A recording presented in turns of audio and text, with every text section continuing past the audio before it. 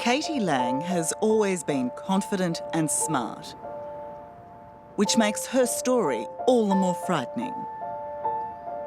Somehow, her life spiralled so far out of control, it's lucky the 28-year-old is even here today. It's just so hard because I thought that it would never get to that point. But that was the start of it. 5 years ago, everything went wrong for Katie Lang. Forced into a sex slavery ring, she was abducted from Australia and traded around the world as a prostitute. Held at the whim of a violent and manipulative thug, until a lucky escape which saved her life. I was totally numb. I had no emotion, so I was very much just like a robot. It's the stuff of airport novels, except it's frighteningly real. And Katie's brave decision to then be the star witness at an international court case has now saved other lives. And led to the first person being convicted on strict new sex trafficking laws. Now I can sleep at night knowing that he's gotten the maximum sentence that he was meant to get. Katie gave a different dimension of what a victim looks like. We're talking, a young girl who's very established, had a great education, had her own dreams, that was somehow able to be capitalised upon by a person with ill intent.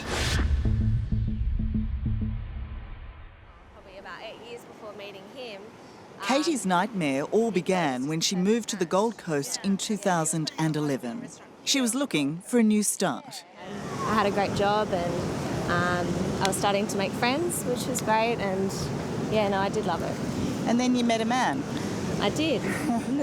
Unfortunately, that man was Damion Baston.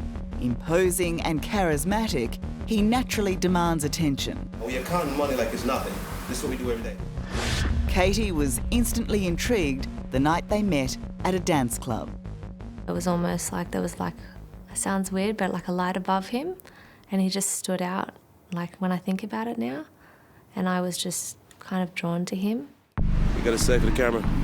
What Katie doesn't know is that Baston is a criminal, a long-term pimp, and a master manipulator. This is the beginning of something bigger than life. He has a shocking plan to lure Katie into a relationship, isolate her from family and friends, and then force her to become one of his prostitutes. Sickeningly, he succeeds by using this, Pimpology, a how-to book on the sordid business of prostitution. Step 1, intimidation and control through extreme violence. He just punched me in the stomach as hard as he could, and I fell on the ground, and he picked me up and he just started strangling me. And then he just grabbed me by the hair and just started banging my head against the window, and he's just shut the F up. Step 2, mental torment. He just pinned me up against the wall and was like, "Don't ever speak to me like that again." He pressed the hot knife up against my throat, and I felt like he was going to slit my throat, so I jumped up and he just threw me back down and he kept strangling me, and eventually I was just screaming. Step 3 in the subjugation of Katie was rape. He very much enjoyed beating me up and then having sex. Do you know how many times he raped you? A lot. I can't remember, but I mean, when you're crying and someone's trying to have sex with you, I can't get my head around it, how someone can be enjoying that. Exacerbating the fear, Baston boasted he was a member of a dangerous criminal gang in the US, and if she didn't do what he said, her family would be killed. The final, degrading step, turning Katie into a prostitute, was almost too simple. I went up to the apartment just saying to myself, what have I got myself into? Because I just thought I'd never let it get to that point. So, sorry. It's okay.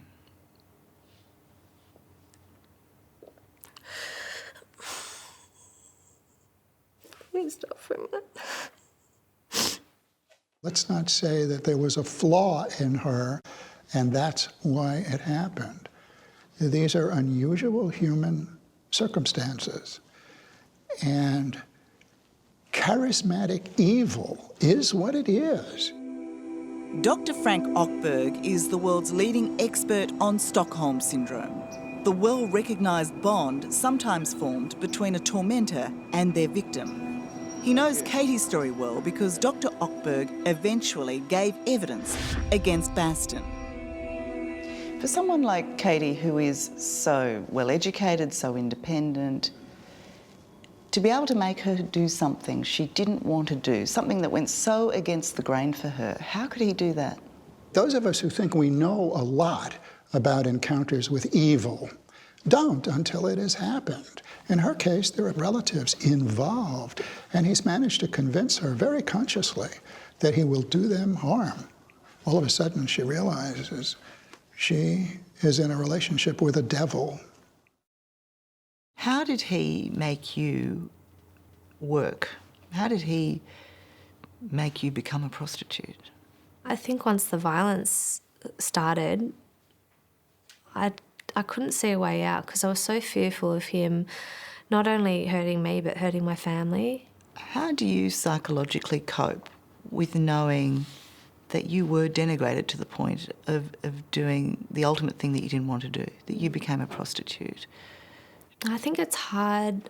It's hard to think about, but it's not hard to talk about because I know in my heart that it's not something that I wanted to do, and I don't think that women should feel ashamed to speak about something that they were made to do.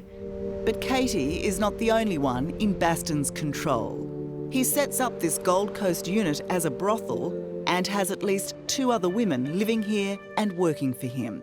He had roles for everybody. And what was your role? My role was to look after him.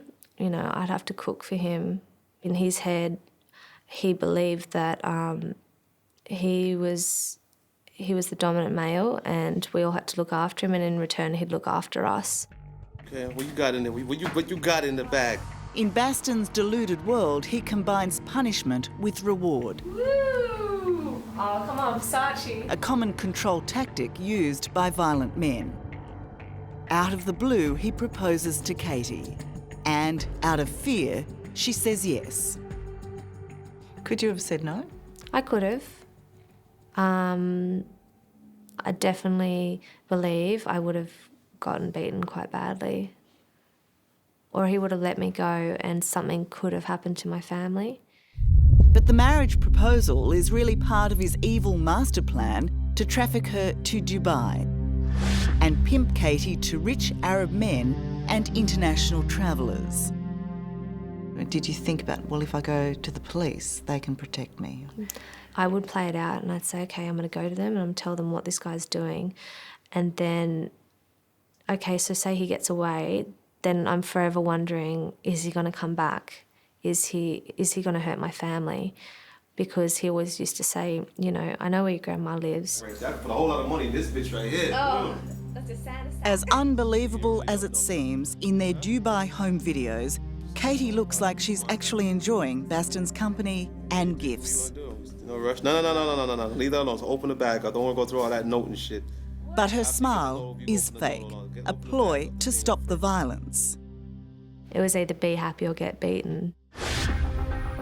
After 2 months, Baston gets ever more greedy and traffics her to Miami, where business is better because there's more women he can abuse and more ways of making them work. When you first came here, what did the bright lights of Miami mean to you? What did they symbolise to you? I guess coming here against my will at that stage, it just meant work for me the day that I landed in this city.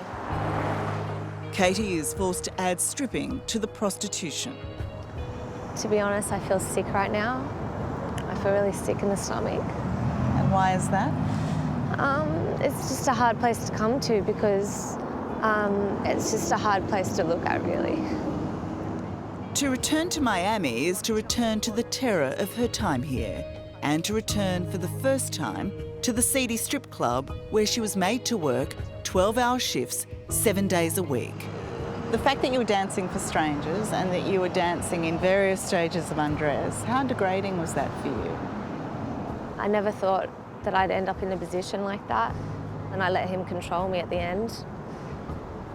And I nearly gave up. I nearly gave up to... I wanted to kill myself at times. I wanted to kill him at times. Still to come, breaking free from Baston. It wasn't a matter of just getting on the plane, and I still didn't know if I was going to be able to get away. Deceiving a monster. What do you think would have happened to Katie? Nothing good. And Katie's ultimate revenge. The US Department of Homeland Security has tracked him to this building. That's next on 60 Minutes. Katie Lang's life fell apart when she met the master manipulator Damion Baston. At first, she thought he wanted a loving relationship, but he only ever saw her as another girl for his sex business. Through constant violence, Baston took total control of Katie's life and forced her into work as one of his prostitutes. Then he traded her around the world. But what he didn't count on was Katie's revenge. Trapped in Miami, a slave to the sex trade and completely controlled by the increasingly brutal Damion Baston, Katie Lang is losing all hope. But then, a piece of pure luck. Her visa is about to run out, so she pleads with Baston to be allowed to return home to renew it. After so much punishment, he rewards her and says yes. But it's still not that easy. To be honest, in my mind, I still didn't know if I was going to be able to get away. So it wasn't a matter of just getting on the plane and going, oh, I'm done. Psychiatrist Frank Ockberg says once a trauma bond like the one Baston created with Katie exists, it's almost impossible to break naturally. What do you think would have happened to Katie if she didn't make her escape? Nothing good. Nothing good. She would have had more and more of the same, and at some point it could have been a tragic outcome. By tragic, she could have been killed. She makes it back home to Sydney. She tells her family about working as a prostitute, but doesn't tell them the monster Baston forced her into it. At the beginning, out of absolute fear, I told them that was something I wanted to do. So you told your family that you wanted to be a prostitute? Yeah. I felt like doing that would have stopped anyone going after him. Did they believe you? I don't think so. I wouldn't like to say that that's silly. Not only do they know she's lying to them, they also intuitively recognise the control Baston has over Katie. In fact, it's so strong, she tries to renew her visa to return to him in the States. But Katie's family will do all they can to stop her from leaving the country. So they ring the American embassy for help. Katie is now banned from flying. Immediately, the US authorities and the Australian Federal Police launch a joint human trafficking investigation. Baston's life is about to unravel. It's like a jigsaw puzzle. And what we were doing was actually filling a piece of the puzzle that they didn't necessarily have. Commander Glenn McEwen is the Australian Federal Police's manager of victim-based crime. Katie's fear was reprisal. And it wasn't about her own personal safety, it was about the family. So, at first, Katie wouldn't cooperate with police. And then eventually, after a couple of hours, I just broke down. I couldn't take it anymore. And I said, yeah, this is what's happening. And I'm crying because it was such a weight off my shoulders. And what do you think of that decision now, to open up and tell them what was going on? I'm really proud of myself. And I knew that I was going to make sure that he didn't do this to anyone else.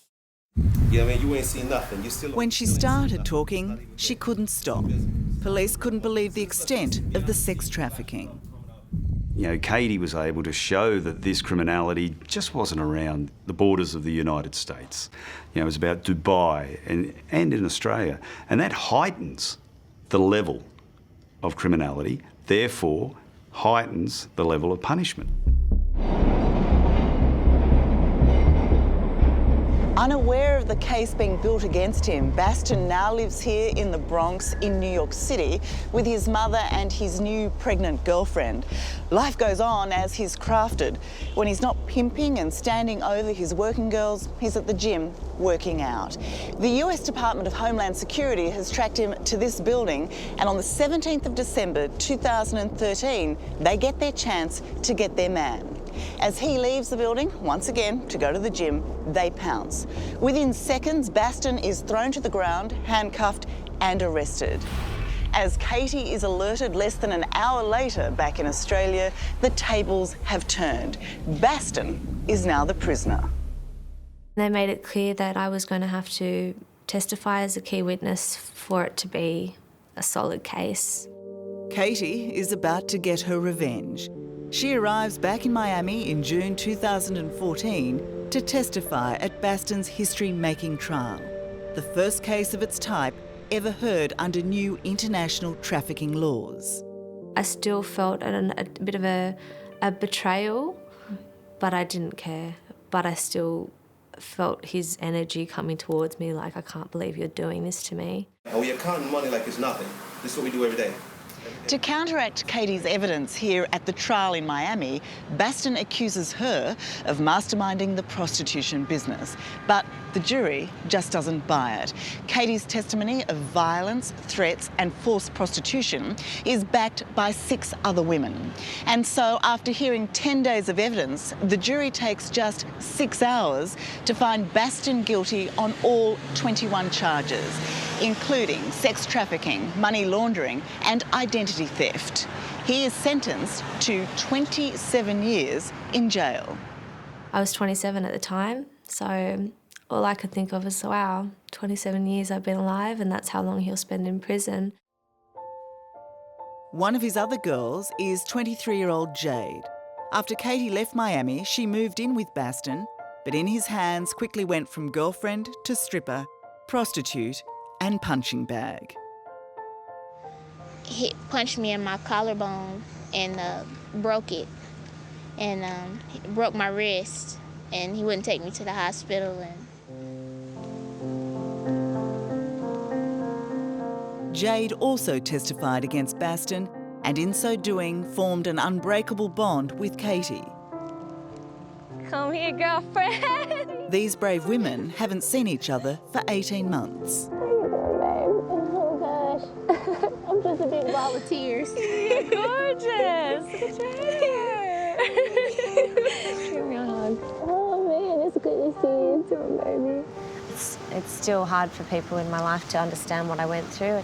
So to speak to someone like Jade and, you know, she can really connect with you, because it's quite hard to believe that a person like Baston was exactly how we say he was. And there's one more stop to make the revenge even sweeter. It's kind of surreal, but This Miami prison is now Damion Baston's home. Do you think about it often, what his life might be like? you know, I have to admit it is very satisfying because of the control that he had over us and the confinement he made us experience, the girls and I. To know that he's experiencing that confinement for the next 27 years is just very satisfying. You get to walk away, he doesn't. Exactly. It's been nearly 4 years since Katie left Baston and resumed the life she nearly lost. But ever since, it's been an internal struggle to regain her self-esteem and find the Katie she almost forgot existed.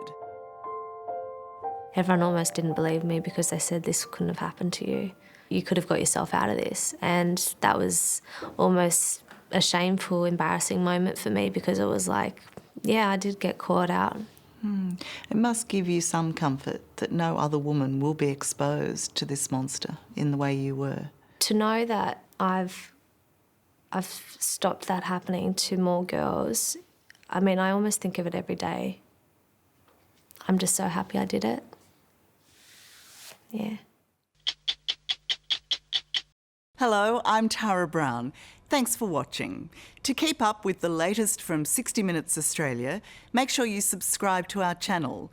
You can also download the 9Now app for full episodes and other exclusive 60 Minutes content.